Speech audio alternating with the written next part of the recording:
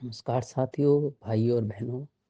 आज मैं फिर से अपने प्यारे बच्चों के लिए एक कहानी लेकर आया हूँ। आशा है उन्हें पसंद आएगी।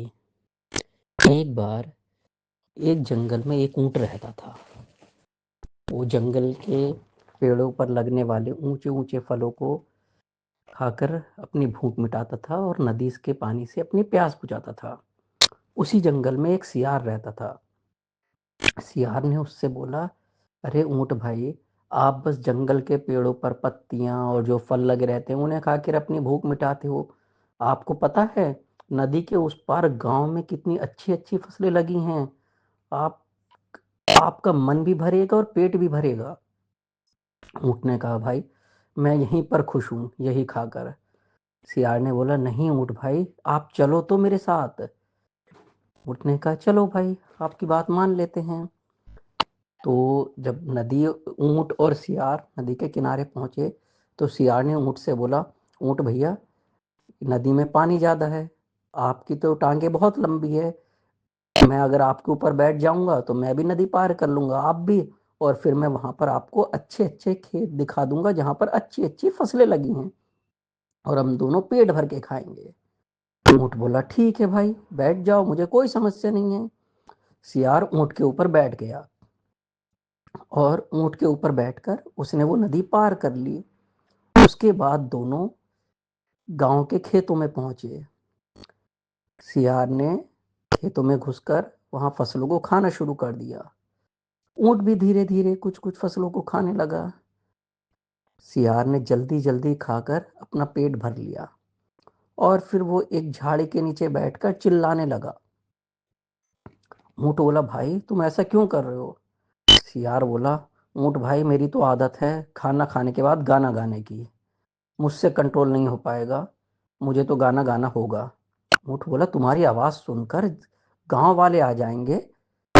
तुम तो छोटे हो हाइट में, कहीं पर भी छुप जाओगे, लेकिन मैं तो पकड़ा जाऊंगा। सियार बोला, भाई मेरी आदत से मजबूर हूं मैं अपने आप पे कंट्रोल नहीं कर सकता। सियार अपनी आवाज में अपना गाना गाने लगा।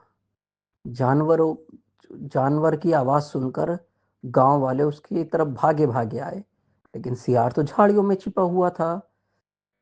गांव वाले उसे तो नहीं देख पाए, लेकिन उन्होंने ऊँट को देख लिया। वो समझ गए ये ऊँट हमारी फसलों को खा रहा है। उन्होंने लाठी डंडों से ऊँट को खूब मारा। ऊँट बेचारा किसी तरह से वहां से भागकर नदी किनारे पहुंचा। सियार भी वहां आ गया था। सियार बोला, ऊँट भाई, चलो अब वापस अपने जंगल को चलते हैं। ऊँट ने बोला, ठीक है। अब ऊँट जैसे बीच नदी में बोला, बीच नदी में पहुंचा, उसने बोला, भाई मुझे खाना खाकर लेटने की आदत है, नदी में डुबकी लगाने की आदत है।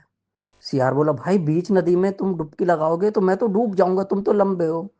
ऊँट बोला, भाई मैं अपनी हालत आदत पर कंट्रोल नहीं कर सकता, और ऊँट ने नदी में डुबकी लगानी शुरू कर दी। उसके ऊपर जो सियार बैठा था उसकी तो बुरी हालत हो गई। जैसे तैसे करके उसने सियार ने नदी पार करी और फिर ऊँट भी वहां पहुंच गया। सियार बोला, भाई मेरी ये तो हालत ऐसी हो गई कि बस मेरी जान निकल जाए। ऊँट ने बोला, भाई मैंने तुम्हें इतना समझाया था, तुम मत गाना गाओ, मत गाना गाओ, तुम्हारी वजह से तुम्हें पता है मुझे कितने लाठी डंडे पड़े।